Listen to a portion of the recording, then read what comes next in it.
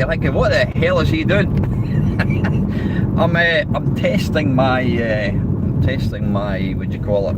I bought a thing for my phone to sit on, because I've been using. I've always managed to kind of be able to jam my phone into somewhere in my car, but this car I've got, there's really nowhere to get it. So I thought, why don't I lash out and buy myself a phone holder? So anyway, I'm driving to my girlfriend's, and I thought, you know what, let's test it. And what I'm going to do, I'm not going to do a Friday waffle because I've already recorded that, and you'll get that later on. This is a community question.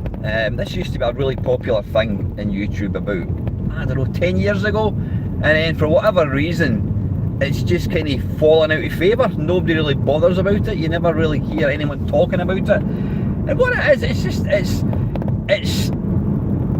a series of questions or topic that you're asking people to give their thoughts on, and you know, in particular, if you've got a YouTube channel and you want to do a little response to this, then even better. So what I was thinking is there three things, pick three things that you would like to change, or things that annoyed you about the 8-bit video games, computer games, you know, in the UK. Well, it doesn't have to be in the UK, it can be anywhere, sort of thing. So was there three things? There's tons and tons of things that were great about the 8-bit days. You know, we could go on and on and on and on and on and on, but that's for another video. So what I want you to tell me is pick three things that annoyed the tits out of you about the 8-bit sort of era. Let me think. First one for me, I'm just doing this completely on the fly because obviously it's a live video. The first one for me, I think, is when before magazines, obviously before the internet, whatever, you had absolutely no idea what a game was going to be like. Hey Roddy, how you doing, mate? Yeah, you had no idea what the game was going to be like. So, you know, you went into your John Menzies, or if you were from England, you went into your W.H. Smith, and you picked up a cassette off the shelf, and you would look at it, and it would probably have some sort of like watercolour or picture of some sort, a plane destroying something, and you thought, oh, that looks good. And you know, obviously the game was going to look nothing like that. And then you would flip it over, and there would either be no graphics, no in-game graphics, so you had no idea what you were getting, or sometimes, even worse, they would mislead you, and they would have, especially, it was especially prevalent when it was arcade conversions. You would get a picture of, like, I don't know, Yar Kung Fu, or Outrun. That's the best one to kind of pick. Yeah, you'd get Outrun, and it would, you would look over it, you'd turn it over and look at the back and go, bloody hell, these graphics look great. You know, and then you knew in your head that they're not going to look like that. And what it would say in tiny writing, arcade version, you know, images shown from arcade version. Or sometimes, and even more annoying, you would buy like well, in my case, you'd buy Commodore 64. You'd pick up a Commodore 64 cassette off the shelf, and it would have a fucking graphics from the Atari ST version. Why not show the version you're buying? So yeah, you'd buy it on the premise that, well, it looks good on that, so it's bound to be good on this. And then when you got it home, it was absolute wank. Complete pish. Yeah, so misleading game images. Number two, I'm kind of thinking, and it didn't really affect me too much. Don't fall whatever you do, Christ almighty. Yeah, it's held onto the dashboard with one of these sticker things, and they're not very good. What was I going to say? Yeah, number two, I would reckon, was I don't know, tape loaders, multi-tape loaders, not tape loaders, multi-loaders. Yeah, these games that required the computer didn't have enough memory to load the entire game at one go. So you would have to, you know, press play and tape, load level 1. It wasn't quite so bad when you loaded the game, you played level 1, you completed it. I know what you're thinking, yeah, I did actually complete some levels in games, and then it would tell you to press play to load level 2. That was fine. But the worst one, the worst culprit of the lot was Karateka by Broderbund Software, and that was both it was fantastic and shit for all different reasons. And the reason it was fantastic was the graphics looked brilliant, the animation was really good.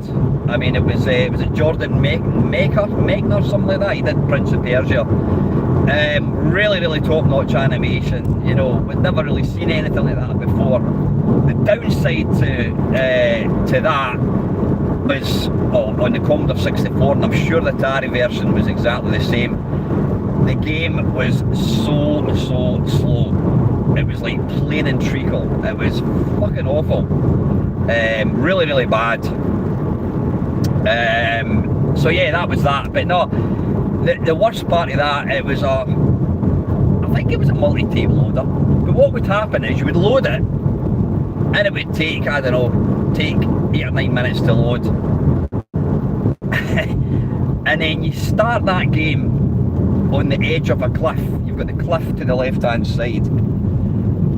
And if you happen to fuck up the joystick at the very start, and you happen to step backwards, or not backwards, well you did, yeah, you were facing, it was one of these games where you ran from left to right.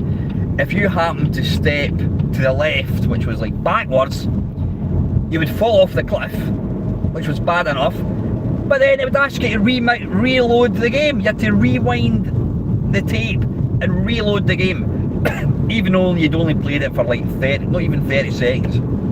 So what was going on there? But yeah, I wasn't a fan of tape loaders.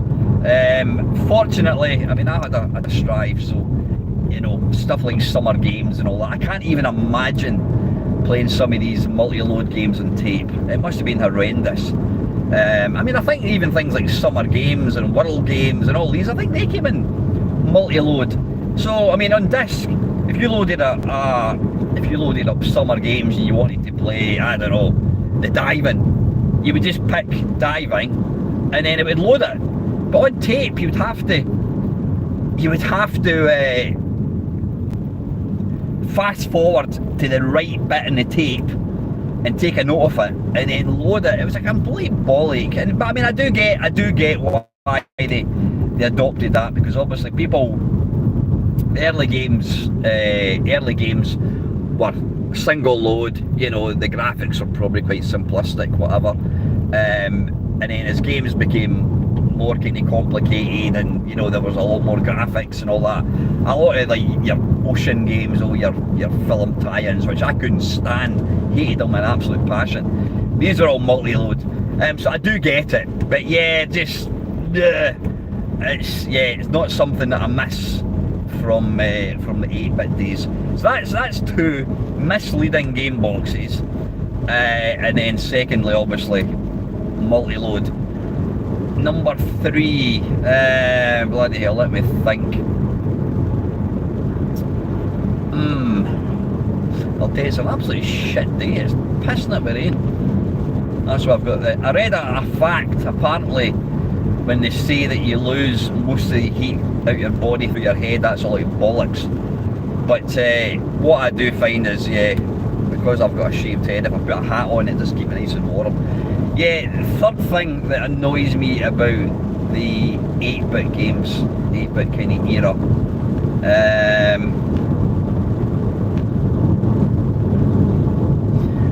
I don't know, one thing, like I said, I'm just making these up as I go along, in case you can't tell that.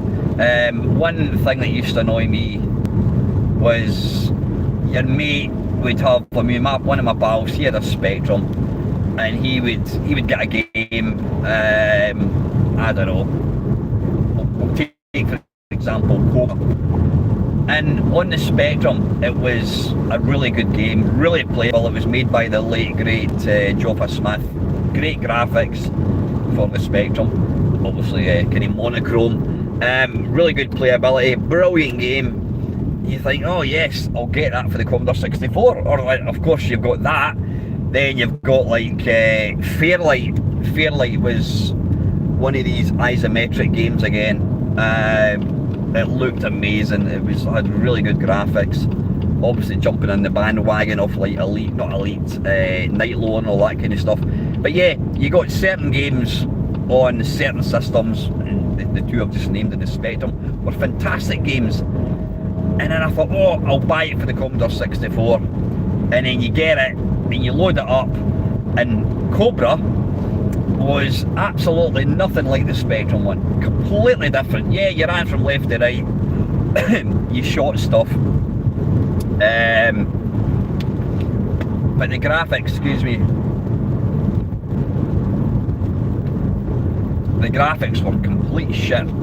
They were like expanded sprites. Why is this guy got his brakes on constantly? Yeah, it was just complete and absolute bollocks. And then like Fairlight, yeah, it looked the part, but it just played incredibly slow. And yeah, I think I loaded that game, I don't know, probably twice. It was an absolute car crashing game. So yeah, that's probably my third kind of thing that annoyed me, was when you got a game, it was great in one system, and then on another system it could be a completely different game. And that's what I always found it quite interesting, when they were sitting around the table, you know, a developer's table, there'd be different programmers saying, right, we're going to bring out this game, this is what it's going to be, you're going to play the part of blah blah blah, the idea of the game is going to be this. And it, excuse me, what they would do is they would obviously let the teams go away and just do their own thing. So, you know, the Spectrum team would do their game, Amstrad, Commodore 64, and a lot of times none of the games were even remotely similar. They were completely different games. I can't think of any example apart from like Cobra. But there were some games that were completely different on like different machines. And I do get that they obviously tried to use the strengths of each system. But yeah. Anyway, listen, I'm going to get going. I need to figure out how to stop this. Obviously driving, so I don't know if there's anyone actually watching this. Yeah, we've got a couple of people. Good evening, good morning, I should say. Stuffing Weird, how you doing, mate? And we've got Mark, how you doing, buddy? Yeah, anyway, listen, I've got a waffle recorded. I recorded it last night, so that will be coming out tonight at 7 o'clock. I'm off to Aberdeen. The weather is shit, but I hope you all have a fantastic weekend. And as always, guys, before I start fumbling about with the camera, thank you very much for watching.